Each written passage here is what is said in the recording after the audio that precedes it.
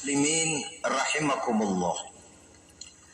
Lebih jauh, mari kita mengikuti peringatan Allah dalam surah Al-Munafiqun ayat 9. Di sini Allah Subhanahu wa taala mengingatkan, A'udzu billahi minasy syaithanir rajim.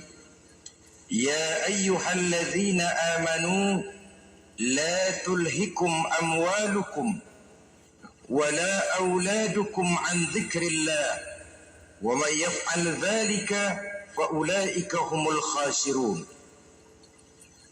Hai orang-orang yang beriman, jangan sampai hartamu dan anak-anakmu melalaikan kamu daripada mengingat Allah. Wa may yaf'al dzalik, barang siapa yang melakukan hal seperti itu, faulaika humul khasirun, maka merekalah sesungguhnya orang-orang yang merugi. Rugi dunia, rugi akhirat. Disebutkan di sini dua hal yang sering menyebabkan kita jadi lalai. Amwal dan aulad. Harta dan anak-anak. Materi dan keluarga. Perlombaan di dalam mengumpulkan materi sering menyebabkan kita menjadi lalai. Begitu juga amanah berupa anak ini sering kita lalaikan atau sering membuat juga kita menjadi lalai. Setiap orang tua akan dimintakan pertanggungan jawab. Apabila kita lalaikan amanah ini, maka resikonya akan kembali juga kepada kita. Tapi satu hal yang jelas dalam ayat 9 surah Al-Munafiqun ini, bahwa perlombaan memperbanyak harta dan anak-anak yang masuk dalam kelompok at-takatsur itu tadi akan menyebabkan orang khasiru, termasuk ke dalam kelompok orang-orang yang rugi. Kemudian di dalam satu hadis Rasulullah sallallahu alaihi wasallam memberikan peringatan. Beliau bersabda, "Iza azamat ummati dinaran wa dirhaman, nuzi'at minha haibatul Islam. Wa iza tasabat ummati saqatat min ainillah. Wa iza turikatil amru bil ma'rufi wan nahyu 'anil munkari, hurimat 'alaihim barakatul wahyi." Ada tiga hal yang kalau kita kerjakan akan menimbulkan tiga macam akibat di dalam hadis ini. Pertama, iza azamat ummati dinaran wa dirhaman. Apabila umatku sudah mengagung-agungkan dinar dan dirham. Artinya kalau umatku sudah jatuh menjadi umat yang materialistis. Segalanya diukur dari dinar dan dirham. Segalanya diukur dari segi dinar dan dirham saja. Nuzi'at minha haibatul Islam, akan dicabutlah kehebatan Islam dari mereka.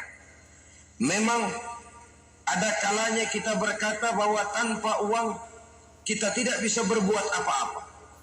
Tapi kalau itu dijadikan landasan dari segala sesuatu, itu yang dijadikan ukuran, itu yang dijadikan tujuan, kita hakikatnya sudah gagal sebelum melangkah. Apapun saja profesi kita, apabila sudah menjadi pendewa dinar dan dirham, akan hilanglah kehebatan Islam, akan dicabut kehebatan Islam itu. Umat Islam bisa dibeli, ulama bisa dikontrak, kiai bisa dicarter. Apabila umatku sudah membesar-besarkan dinar dan dirham, bermegah-megah dengan itu, berlomba-lomba memperbanyak itu yang menjadi tujuan dan tolok ukur dari segala kegiatan, nuzi'at minha haibatul Islam, akan dicabutlah kehebatan Islam. Hilang itu wibawa. Walaupun dia bernama umat mayoritas dalam jumlah, tetapi dia minoritas dalam peranan. Mayoritas dalam bilangan, tapi minoritas dalam percaturan kegiatan hidup ini. Sallallahu alaihi wasallam. Mereka berlomba-lomba mengorbankan dinar dan dirhamnya untuk kepentingan agama. Bukan mengorbankan kepentingan agama untuk mencari dinar dan dirham, Kita di zaman sekarang sering terjadi penjungkiran nilai, terbalik yang kita amalkan. Nabi Ibrahim mengorbankan putranya Ismail untuk kepentingan agama. Kita sering sekarang ini mengorbankan kepentingan agama untuk anak-anak kita. Dulu anaknya yang dikorbankan buat agama. Sekarang agamanya dikorbankan buat anak. Sekarang agama dijadikan alat untuk mencari dinar dan dirham.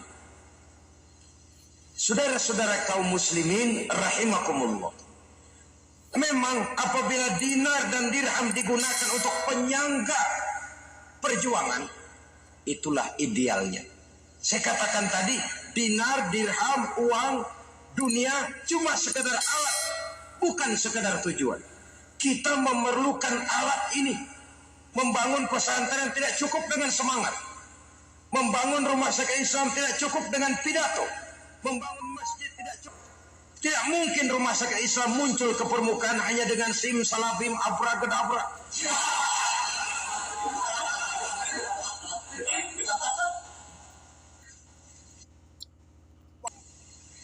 Oleh sebab itu, saya bersyukur kecenderungan belakangan ini pengajian-pengajian akbar di berbagai tempat tidak hanya sebagai ajang untuk menanamkan akidah, membina ukhuwah, tapi juga menjadi sarana di mana kita mengumpulkan dana, menghimpun potensi umat, menginventarisir potensi untuk kepentingan pengembangan daripada agama.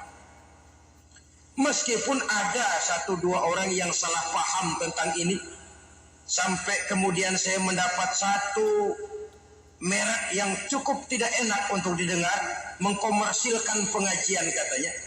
Karena memang ada pengajian yang menggunakan sistem karcis, sebenarnya juga tidak etis.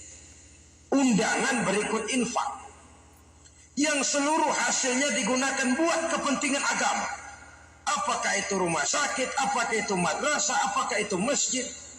Dan satu sen pun saya tidak menuntut bagian dari itu. Saya malah berprinsip sepanjang saya masih laku untuk dijual dan itu memang buat kepentingan agama, persilahkan jual saja. Asal buat masjid, pesantren, madrasah, rumah sakit Islam, kegiatan syiar dan dakwah, silakan. Tapi kalau sudah dijual buat kepentingan pribadi, memperkaya diri sendiri, tentunya dunia akhirat sulit untuk ridho kepada tingkah laku yang semacam itu. Kita bersyukur bahwa untuk menghadiri pengajian sekarang ini orang mau mengeluarkan uang, mau memberikan infak dengan ikhlas, tidak dengan keterpaksaan. Kenapa tidak? Sehingga ini lalu diinventarisir untuk kepentingan pembangunan agama. Ratusan juta rupiah terkumpul dari pengajian-pengajian rutin ini, pengajian-pengajian akbar ini. Puluhan masjid terbantu, rumah sakit Islam terbantu, musola selesai. Ya walaupun tidak lalu semuanya beres, tapi gemaknya itu sudah cukup menyentuh untuk menyadarkan orang bahwa harta baru kekal kalau dia sudah dibelanjakan di jalan Allah. Nah, yang celaka kalau dinar dan dirham itu yang dijadikan tujuan.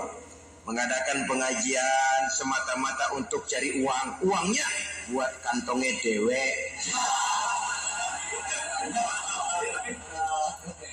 Itu yang membuat dicabutnya kehebatan Islam itu.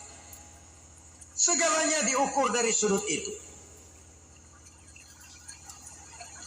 Bertanya